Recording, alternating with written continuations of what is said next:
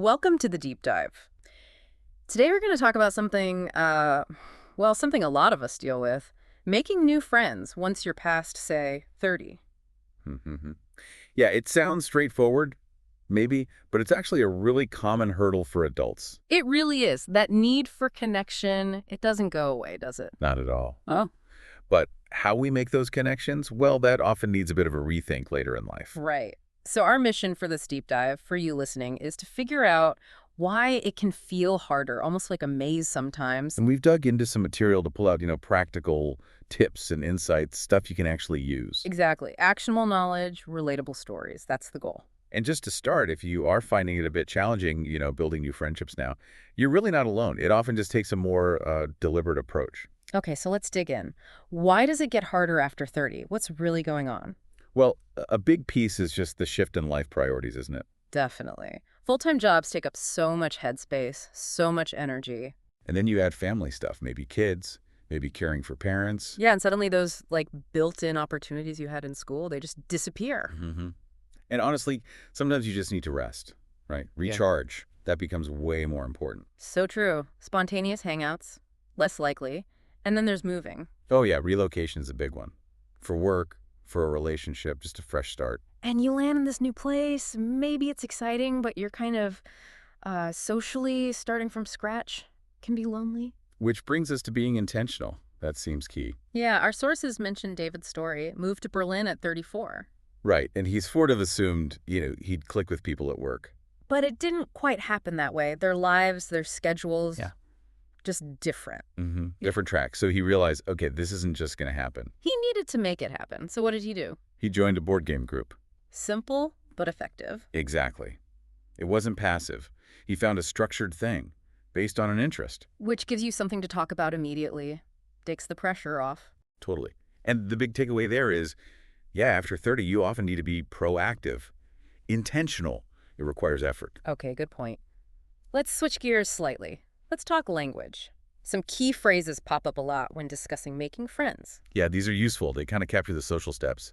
First one, break the ice. Ah, break the ice. That first step, right? Making things less awkward. hmm The example was, I told a funny story to break the ice at the new book club. Yeah, just finding that little opening, something Yeah. light, relatable, gets the conversation rolling. Crucial little moment. It really is. Lowers the barrier, shows you're open. Okay, next one, hit it off. Love that one. Hit it off. That instant click. Yeah, that feeling. We hit it off right away. We both love sci-fi films. It's when things just flow, you find common ground fast, feels easy, like, oh, okay, I get this person. It's a great sign, isn't it? That natural rapport suggests potential for something more. Definitely. And the last one are source highlights. Put yourself out there. Right, put yourself out there. This one acknowledges the vulnerability involved. Yeah, stepping out of your comfort zone. Yeah. The example. I was nervous, but I decided to put myself out there and join a local dance class. It takes a bit of courage sometimes, doesn't it, to walk into a new group or situation? For sure. That hesitation is totally normal. But, the potential upside meeting people usually makes it worth pushing through that feeling. Okay, so we get the challenges, we have some language tools. Now, the really practical stuff. How do you actually do it? How do you make friends after 30? Well, the most common advice, and it makes sense, is joining groups, clubs, Yeah. things based on interests. Like hiking, photography, book clubs, yoga, whatever you're into. Exactly. Or like David's board games. That shared interest is the key. It makes conversations so much easier. You've automatically got something in common to talk about. The activity itself is a connection point. Another big tip is just saying yes. Saying yes. Yeah, to invitations. Even if you're tired, even if you feel a bit nervous or awkward. Oh, right, like that party invite or coffee with a new acquaintance. Exactly. Pushing yourself to go can lead to unexpected connections. You just never know who you might meet or click with. That's a good reminder. It's easy to just default to staying home. Right. What else? Volunteering came up quite a bit. Ah, okay. Giving back. Yeah, it's a way to meet people who are, often kind, community-focused, people who also care about helping others. That shared value system could be a really strong base for friendship, couldn't it? Definitely.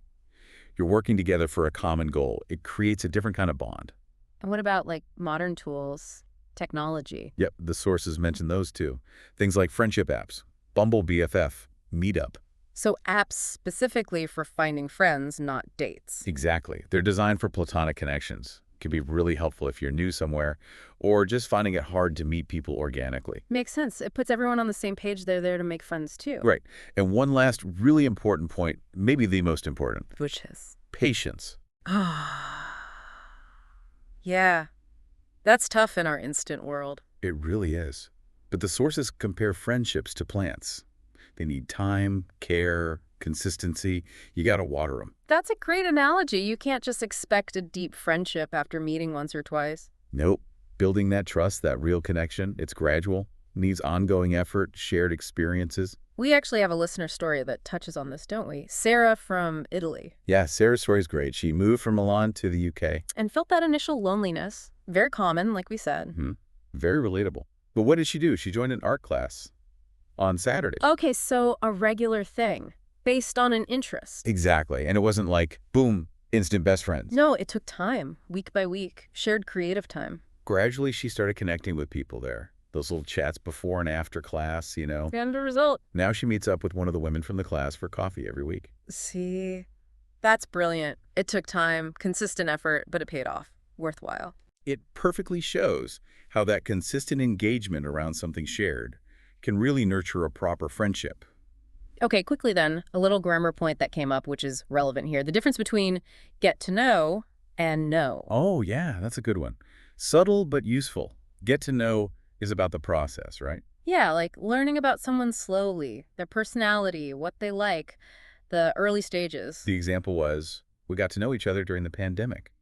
It highlights that period of discovery. Whereas know implies something more established. You wouldn't say, I'm knowing my new colleague. You'd say, I'm getting to know them. Right. Get to know captures that building phase perfectly. Good distinction. And finally, there was a really interesting cultural note, how friendship building varies.